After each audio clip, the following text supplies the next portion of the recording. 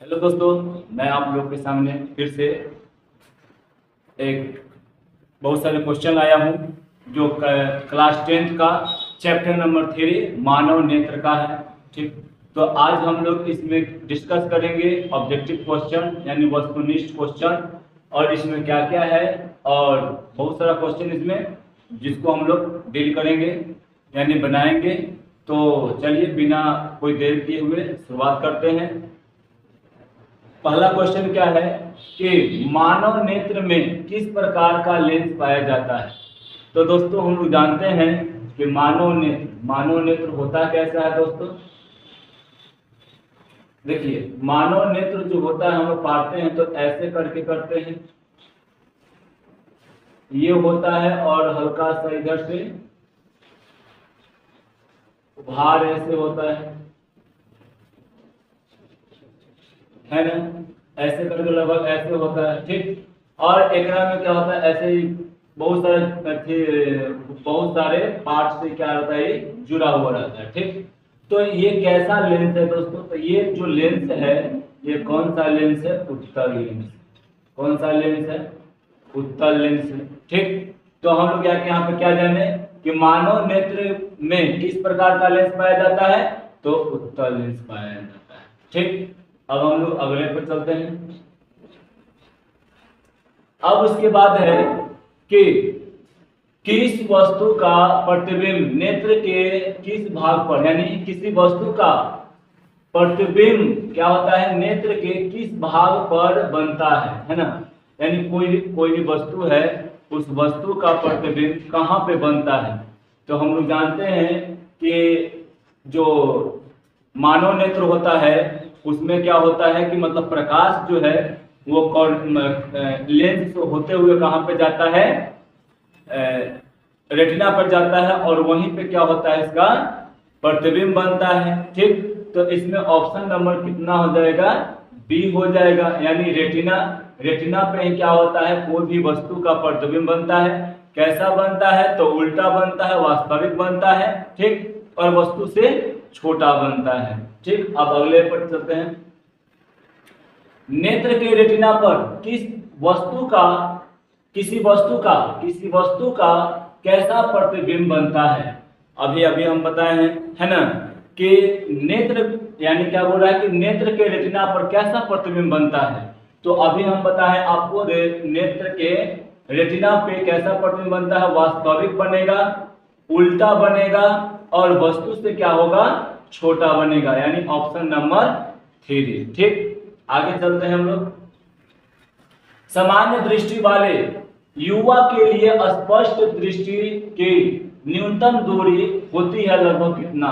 यानी हम लोग जानते हैं कि न्यूनतम दूरी जो होता है नेत्र का वो कितना होता है, वो जो होता है 25 सेंटीमीटर होता है। किसी भी नेत्र के, कोई भी आदमी है, किसी भी नेत्र के लिए क्या होता है, उसका न्यूनतम दूरी जो है वो लगभग 25 सेंटीमीटर होता है ना, जिसको हम लोग आसानी से क्या कर सकते हैं, देख पाते हैं। उसके अगर हम लोग पास लाएंगे तो उसको हमको वो जो है लिखावट हो चाहे कोई वस्तु है वो अच्छा से हम लोग को दिख नहीं पाएगा। ठीक, और हाँ, जब मान लीजिए कि अनंत कोई भी पूछे कि अगर दूर कितना है, दूरी कितना होना चाहिए, तो हम अनंत तक क्या कर सकते हैं, देख सकते हैं। ठीक, क्वेश्चन नंबर अगला है कि सामान्य नेत्र अधिकतम कितनी दूरी तक वस्तुओं को साफ साफ देख सकता है। यहाँ से अगर हम कहीं ताके दूर तक तो क्या होता है, जहां तक हमको दिखता है वहां तक हम लोग देखते हैं। जहां तक खाली स्थान हमको मिलता है वहां तक हम लोग देखते रहते हैं, है ना। यानी क्या होगा कि सामान्य नेत्र का अधिकतम जो दूरी होगा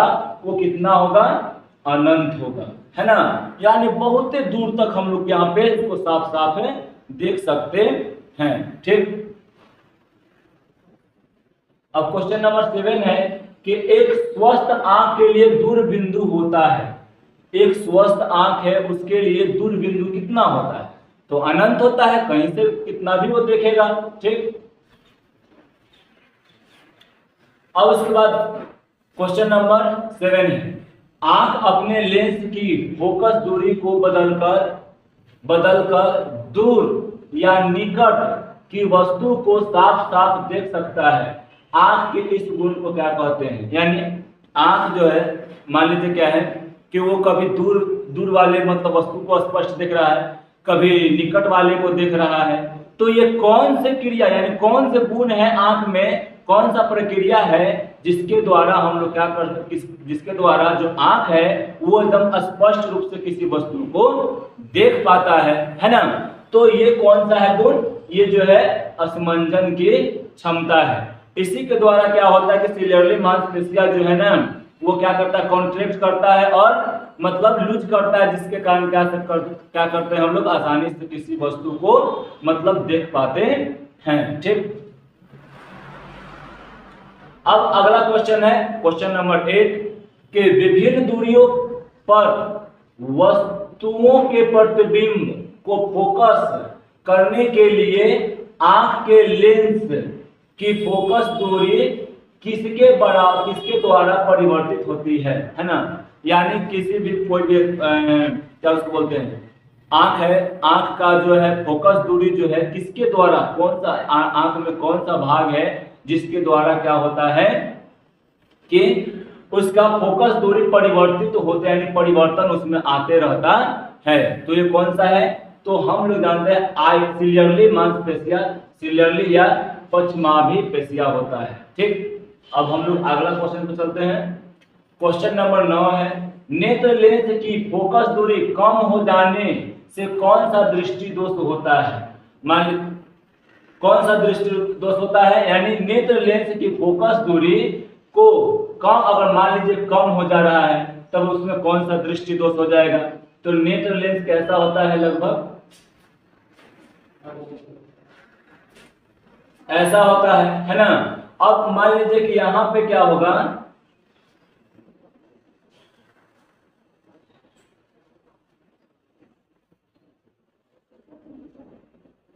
ये होगा। ठीक, अब मान लीजिए यहाँ पर नेत्र है, अब ये क्या हो जाएगा ना कि अगर ये मतलब छोटा हो जाएगा, अगर ये इतना बस छोटा हो जाएगा तो कौन सा दृष्टि दोष हो जाएगा? यानी छोटा हो जाएगा तो क्या हो जाएगा? निकट दृष्टि दोष होगा। ठीक ना? क्या बोल रहा है कि मतलब कम हो जाने पर कौन सा दृष्टि दोष होता है? सॉरी, ये नहीं होता है, ये दूर दृष्टि दोष होता है। ठीक, अब उसके बाद हम चलते हैं अगला क्वेश्चन पे। किस दृष्टि दोष में किसी वस्तु का प्रतिबिंब रेटिना के पीछे बनता है? यानी कौन सा दृष्टि दोष है जेकरा में रेटिना पर न बन के उसके पीछे बनता है उसका प्रतिबिंब? तो वो कौन सा है? दूरदृष्टि दोष है। ठीक, अब उसके आगे है निकट दृष्टि दोष का उपचार किस प्रकार के लेंस से किया जाता है? तो अपसारी यानी अवतल लेंस से किया जाता है। ठीक, फिर उसके बाद क्या है, किस दृष्टि दोष को दूर करने के लिए उत्तल लेंस का उपयोग किया जाता है? तो हम लोग ऑब्वियसली जानते हैं कि मतलब दीर्घ यानी दूर दृष्टि को दोष करने के लिए क्या करते हैं हम लोग? उत्तल यानी अभिसारी लेंस का क्या करते हैं? प्रयोग करते हैं। अब क्वेश्चन नंबर 13 है जो नेत्र निकट स्थित वस्तु को स्पष्ट रूप से नहीं देख सकता उस नेत्र में होता है कौन सा दोष होता है? अगर कोई निकट वाले वस्तु को नहीं देख पा रहा है, दूर वाले वस्तु को देख पा रहा है, यानी ओकरा में दूर दृष्टि दोष होगा, यानी ऑप्शन नंबर सी हो जाएगा। 14 का क्या है कि दूर दृष्टि दोष वाली आंख साफ साफ नहीं देख सकता है, यानी साफ साफ देख सकता है। क्या है? साफ साफ देख सकता है। तो किसको है? यानी दूर वाले स्थित वस्तु को वो आराम से साफ साफ क्या करता है? देख लेता है। ठीक, और निकट वाले वस्तु को वो नहीं देख पाता है। अगला क्वेश्चन है दूर दृष्टि दोष का उपचार किस प्रकार के लेंस से किया जाता है ना? यानी क्या बोल रहा है कि दूर दृष्टि दोष को उपचार करने के लिए कौन सा लेंस का प्रयोग हम लोग करते हैं? तो एक में क्या हो जाएगा? अभिसारी लेंस यानी उत्तल लेंस हो जाएगा। ठीक, अब उसके बाद अगला क्वेश्चन है स्पेक्ट्रम प्राप्त करने के लिए किसका उपयोग करते हैं? तो स्पेक्ट्रम प्राप्त करने के लिए हम लोग क्या करते हैं? प्रिज्म का उपयोग करते हैं। किसका करते हैं? प्रिज्म का। इधर से श्वेत प्रकाश जाता है और प्रकाश जाकर क्या करता है? ये 7 रंगों में अपना बंट जाता है ना?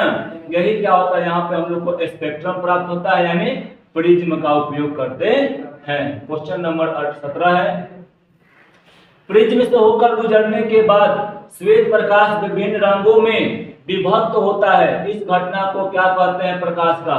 यानी एक प्रिज्म है, अभी बतलाए हैं कि अगर एक प्रिज्म है, ये प्रिज्म से एक श्वेत प्रकाश आ रहा है, कौन सा प्रकाश है, श्वेत प्रकाश है, यानी व्हाइट लाइट है ना, श्वेत प्रकाश है, और श्वेत प्रकाश एक प्रिज्म से टकरा रहा है और ये 7 रंगों में विभक्त हो जा रहा है। कितने रंगों में हो रहा है, 7 रंगों में विभक्त हो रहा है। तब यह जो होता है, इस घटना को कहा जाता है क्या, तो इस घटना को हम प्रकाश का वर्ण विक्षेपण कहते हैं, यानी ऑप्शन नंबर बी हो जाएगा। ठीक, अब आगे हम लोग चलते हैं क्वेश्चन नंबर 18 पे। एक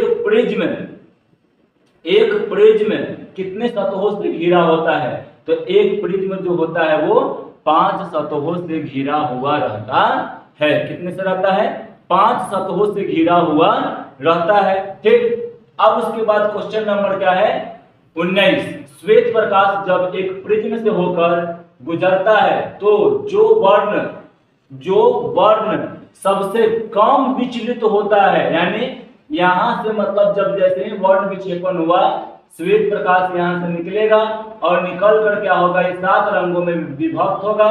तब पूछ रहा है कौन सा रंग जो है वो सबसे कम मतलब विचलन होगा उसका, जिसका सबसे कम विचलन होता है उसका तरंग दैर्घ्य क्या होता है, ज्यादा होता है ना।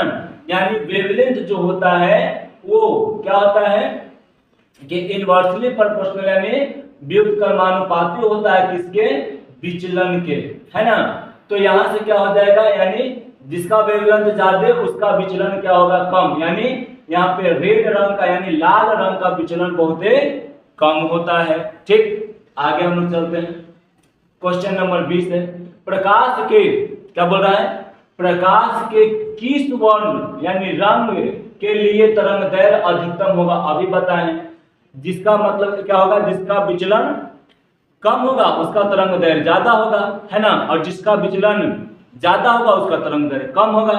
यानी यहाँ पे क्या होगा, अधिकतम किसका होगा, लाल रंग का हो जाएगा। ठीक है, अब क्वेश्चन नंबर लास्ट है, यानी 21वां, श्वेत प्रकाश की किरण जब किसी प्रिज्म से होकर गुजरती है, श्वेत प्रकाश कोई भी प्रिज्म से मतलब गुजरता है, तब क्या होता है कि तब जो वर्ण सबसे यानी जो रंग सबसे अधिक विचलन होता है वह कौन है, तो बैगनी है। कौन सा है, बैगनी, है ना।